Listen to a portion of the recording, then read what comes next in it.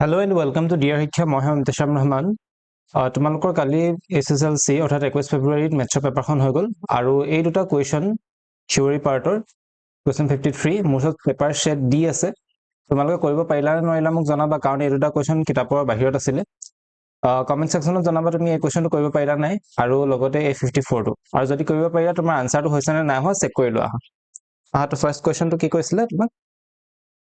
এটা সমান্তৰ প্ৰগতিৰ প্ৰথম n টা পদৰ যোগফল 3n² / 2 + 13/2n তেনেহলে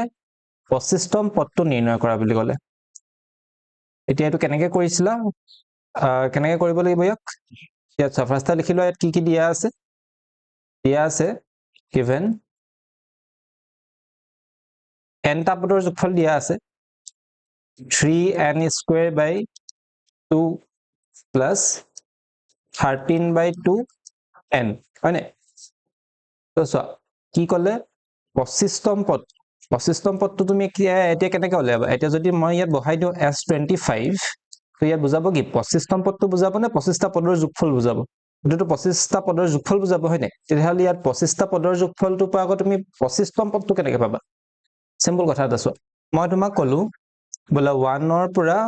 6 লৈকে প্লাস কৰা বা 4 লৈকে কৰা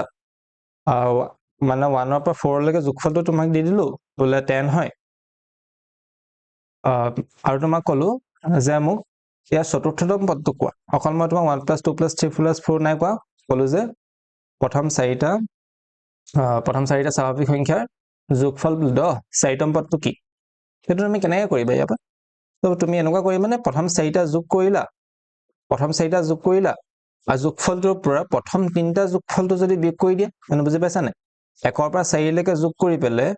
কি হয় তো 10 হয় হয়নে এতিয়া তুমি যদি 1 ৰ পৰা 3 লৈকে যোগফলটো মাইনাস যদি কৰি দিয়া ওলাই গ'ল না 4 নম্বৰ পদটো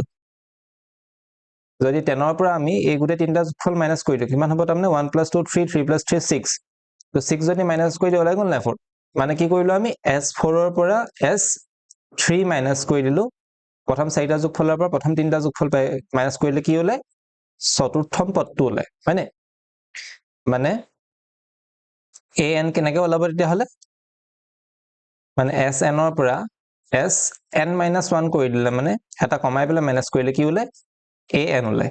হয়নে তেতিয়া হলে ইয়াত কি বুজি পালা এই কোৱেশ্চনটো কেনেকৈ কৰিম তেতিয়া হলে আমি ইয়াৰ পৰা যদি আমি s25 ৰ পৰা s24 মাইনাস কৰি দিও তেতিয়া হলে a25 থাকি যাব নাই 25টা যোগফলৰ পৰা 24টা যোগফলটো মাইনাস কৰি দিয়া তো লাষ্টত যেটো থাকিব হেতু কি হ'ব 25তম পদটো হ'ব হয়নে বুজি পাইছা চাগে এতিয়া হলে কেনেকৈ কৰিম প্ৰথমতে আমি s25 টো উলিয়াই লও s25 কিমান হ'ব 3 * 25² / 2 + 13/2 * n কিমান হ'ব 25 তো কিমান কৰিবা ইয়াক তেতিয়া তুমি লসাগু ল'ব লাগিব 2 হ'ব আৰু ওপৰত হ'ব 3 * 25 স্কয়াৰ কৰিলে মানে 625 হয় প্লাস 13 * 5 * 13 এতিয়া 25 পূৰণ কৰিবা 13 * 5 = 65 5 উকলিব 6 13 * 2 = 26 আৰু 26 6 হৈ যাব 32 এতিয়া আকৌ এটো কৰা 2 আহিব তলত ইয়াত কিমান হ'ব 3 * 5 = 15 1 উকলিব 3 * 2 = 6 1 7 3 6 * 18 প্লাস ইয়াত হ'ব 3 2 5 তাৰপা কি কৰিবা 2 তলত আহিব আৰু ওপৰত কিমান হ'ব 25 আৰু 75 দিলে মানে তো হৈ যাব তোমাৰ 100 মানে এটো হৈ যাব 1900 আৰু 300 কিমান 2200 তো 2200 2 ৰে হৰণ কৰিলে কিমান হ'ব 1100 হ'ব নাই তো 1100 আমাৰ আনসাৰ ওলালে মানে কি ওলালে s25 আমাৰ ওলালে 1100 এতিয়া তুমি কি কৰিব লাগিব আকৌ এটা নেক্সট টু s24 কৰিব লাগিব s24 কৰিলে কিমান হ'ব কি আছিল 3n² / 2 মানে 3 * 24² / 2 প্লাস কি হ'ব 13/2 * n কিমান হ'ব 24 হ'ব আমি তো কমন মানে হেৰি লৈ লোৱা এলসিএম লৈ লোৱা লসাগু লৈ লোৱা 2 আহিব আৰু ওপৰত হ'ব কিমান 3 ইনটু 24 স্কয়াৰ কৰিলে মানে ওলাব 576 প্লাস 13 যদি কৰা ইয়াত 13 4 গুণ 52 কৰিলে 5 13 গুণ 26 26 পাছে 31 এতিয়া হ'ব কিমান 3 6 গুণ 18 8 কৰিলে 1 3 7 গুণ 21 22 2 কৰিলে 2 3 5 গুণ 15 2 17 যোগ হ'ব 312 তলত হ'ব 2 তাৰ পৰা কি কৰিবা 2 টো আহিব তলত পথ হ'ব কিমান 8 2 10 শূন্য কৰিলে 1 2 1 3 3 1 4 হ'ব তাৰ পাছতে কি হ'ব 7 3 10 শূন্য কৰিলে 1 1 1 2 2040 মানে আকৌ 2 যদি ইয়াক কাটি দিয়ে কিমান হ'ব 1020 কিমান থাকিলেগে 1020 এটো কি পালো আমি S24 পালো হয় না এটা তুমি কি কৰিব লাগিব এটাকে therefore A25 কেনেকৈ ওলাব আমাৰ 25 নং পদটো দিছিলে মানে কি হ'ব A25 হ'ব S25 minus S24 তো কিমান হ'ব তেতিয়াহলে S25 কিমান পাইছিলো 1100 minus এতিয়া পালো 1020 কৰিলে কিমান হ'ব এটো 18 হয় জানো এটো হ'ব তোমাৰ আনসাৰ তুমি 80 পাইছিলা নে নাই জনাবা কমেন্টত এতিয়া নেক্সট কোৱেশ্চনটো চাও নেক্সট কোৱেশ্চনটো কি কৈছিলে তোমাক মখিনি ৰাপ কৰি লও তো নেক্সট কোৱেশ্চনটো কি ক'লে ABC ত্ৰিভুজত AB আৰু AC বাহুত ক্ৰমে X আৰু Y দুটা বিন্দু এটো ABC ত্ৰিভুজটো এটো ABC ত্ৰিভুজ ABC ত্ৰিভুজত কি ক'লে AB আৰু AC বাহুত ক্ৰমে X আৰু Y এটো X এটো পইণ্ট আৰু Y এটো পইণ্ট হয় X আৰু Y দুটা বিন্দু যদি AX = 4 cm AX ডাল ক'লে 4 মানে এডোখৰ পৰা এডোখৰলৈকে 4 আৰু XB ক'লে 10 XB ক'লে 10 বুলি দেখো লিখিলো দেখো হলে 4 আৰু XB ক'লে 10 আৰু কি ক'লে AY = 6 AY মানে এডোখৰ আৰু কি ক'লে YC = 15 এডোখৰ হলে 15 দেখুৱাব লাগে কি 2BC = 7XY এতিয়াটো কেনেকৈ প্ৰমাণ কৰিবা তুমি ফাৰ্ষ্টটো লিখি লোৱা কি দিয়া আছে এখিনি মই গোটেইখিনি কমপ্লিটটো লিখি নাথাকো জাস্ট কৰি দেখাম কেনেকৈ কৰিব লাগে এটো কোৱেশ্চনত তো দেখুৱাব কি কৈছে যে 2BC = 7XY তো প্ৰথম কাম কি হ'ব জানা প্ৰথম কাম হ'ব তুমি ইয়াক অনুপাত হিচাপে লিখা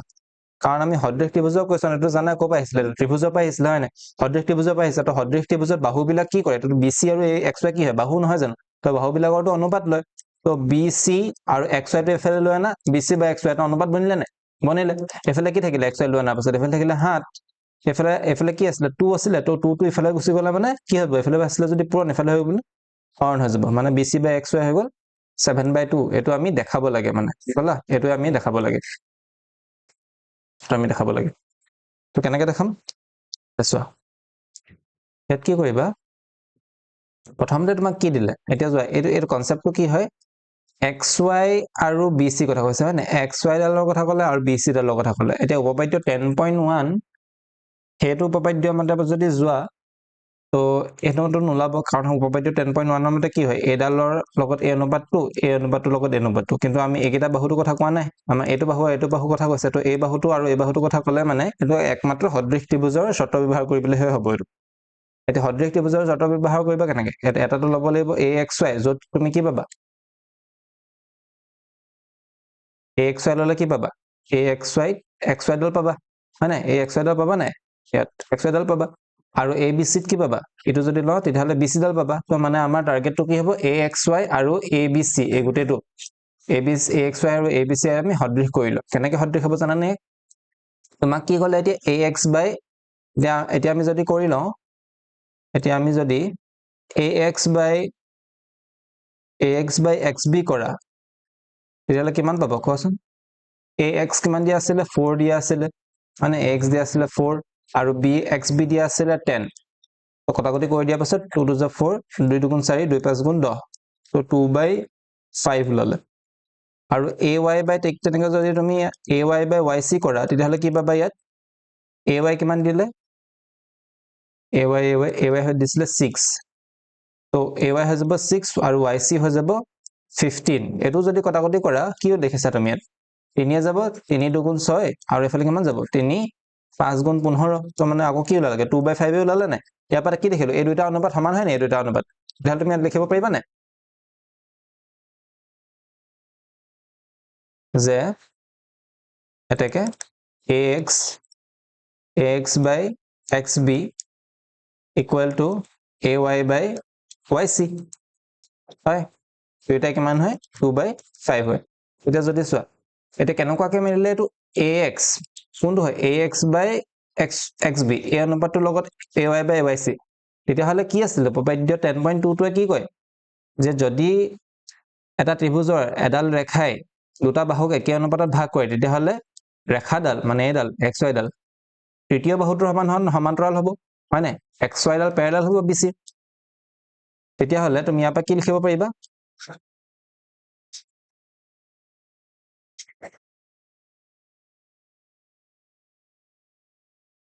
তুমি ইয়াৰ পৰা লিখিব পাৰিবা this implies xy ডাল সমান্তৰাল হয় bc হয় নাই xy bc ৰ সমান্তৰাল হ'ব কোপানিলো আমি এটো উপপাদ্য 6.2 theorem 6.2 পা আহিলে তাৰপা কি হ'ব এটা চোৱা যে যদি এটো xy ডাল bc যদি সমান্তৰাল হয় তেতিয়াহলে আমি এতিয়া axy আৰু abc টো সদৃশ কৰি লব পাৰিম নে মই ডাইৰেক্ট লিখি দিও ত্ৰিভুজ axy সদৃশ হ'ব ত্ৰিভুজ abc ৰ কেনেকৈ সদৃশ হ'ব ক'ব পাৰিবা নে এটো চোৱা এডাল যেতিয়া কেবাটাও আছে বাৰু ইয়াত এডাল যেতিয়া xy ডাল এই xy ডাল যেতিয়া মানে এক সেকেন্ড এতিয়া এই xy ডাল যেতিয়া bc ৰ সমান্তৰাল হয় তেতিয়াহলে a কোণটো আৰু a কোণটো কি হ'ব অনুৰূপ কোণ হ'ব নাই a কোণটো আৰু a কোণটো অনুৰূপ কোণ হ'ব তেতিয়াহলে এংগল x আৰু এটা কোণ আৰু এটা কোণ সমান ঠিক তেনেকৈ তুমি a কোণটো আৰু a কোণটো সমান হ'ব অনুৰূপ কোণ হয় নাই তেতিয়াহলে যদি দুজোৰ কোণ সমান হয় তেতিয়াহলে দুটা ত্ৰিভুজ সদৃশ হৈ যায় নে নাযায় আৰু লগতে আৰু এটা কোণ আছে বাৰু a কোণটো সাধাৰণ কোণ হেতু নলও হ'ব কাৰণ দুটা কোণ হলে মানে হৈ যায় তেতিয়াহলে আমি কি লিখিব পাৰিম ইয়াত a মানে কোন সাদৃশ্যতা চৰ্ত মতে হল তেতিয়াহলে তুমি কি লিখিব পাৰিবা ইয়াত তোমাক কোন কিটা অনুপাতৰ কথা কৈছিলে এটাটো কৈছিলে xy আৰু এটা কি লাগে তোমাক bc ডাল লাগে xy by bc এতিয়া নজনা এটা অনুপাত xy by bc জানো নি আমি নাজানো এতিয়া xy by bc উলিয়াব হলে তুমি এটা জনা অনুপাত ল'ব লাগিব জনা কোন কিটা আছিল ay জানো না আমি ay জানো ay 2 আছিল ay লিখি দিও ay ললে এফালে কি ল'ব লাগিব ac ল'ব লাগিব না এটা চোৱা এটা তোমাক আকৌ অথনি মন কৰা কথাটো কি উলিয়াব কৈছিল আমি যদি অনুপাতটো যে উলিয়াইছিলো bc by xy কৈছিল হয় না ইয়াত bc by xy আছিল কিন্তু আমি ইয়াত উল্টা কৰি মানে আমাৰ এটা কেনেকৈ পালো xy ৰ ওপৰত আৰু bc তলত পালো নাই তেতিয়াহলে আমি উল্টাই ল'ব লাগিব তো মানে bc ওপৰত লিখিলো আৰু তলত লিখিলো কি xy তেতিয়াহলে ইকুৱেল এফালে কি হ'ব ওপৰত হ'ব ac এফালে হ'ব ay এফালে যদি উল্টাই দিয়া তেতিয়াহলে এফালে উল্টাব লাগিব দেখোৱা bc by xy টো আমি নাজানো হেতু ওলাব এতিয়া ac কিমান ac টো আমাক দিয়া নাই দেখোৱা ac কাৰণে ভালকে চোৱা ac কেনেকৈ বনিছে ay আৰু yc দিবলৈ বনিছে নাই বনিছে চোৱা ay plus yc কৰিলে কিমান ওলাব ac ওলাব এতিয়া 6 plus মানে কি 15 মানে কিমান হৈ যাব 21 হ'ব নে মানে ac কিমান হ'ব 21 ac জায়গাত লিখিম আমি 21 আৰু xy জায়গাত লিখিম কিমান সৰি ay জায়গাত লিখিম আমি 6 যদি কটাকটি কৰা কিমান হ'ব 3 2 গুণ 6 হ'ব 3 7 গুণ 21 হ'ব মানে কিমান ওলালে 7/2 হেতু উলিয়াব কৈছিল না তোমাক আৰু তুমি যদি ঠিককে কৰি দিয়া ইয়াক অলপ ঠিক যদি কৰি দিয়া কেনেকৈ কি হ'ব 2 to এফালে যদি লৈ না মানে কি হ'ব 2bc হ'ব আৰু xy টো যদি ইফালে লৈ যায় কি হ'ব 7 ৰ লগত ইনটু হৈ গ'লে 7xy ওলালে না এটো তোমাক উলিয়াব কৈছিল ওলাই গ'ল দেখুৱা হ'ল কেনেকুৱা লাগিলে ভিডিওটো কমেন্ট সেকশনত জনাবা যদি ভাল লাগিলে প্লিজ চেনেলটো সাবস্ক্ৰাইব কৰি দিবা আৰু ভিডিওটো এটা লাইক কৰি দিবা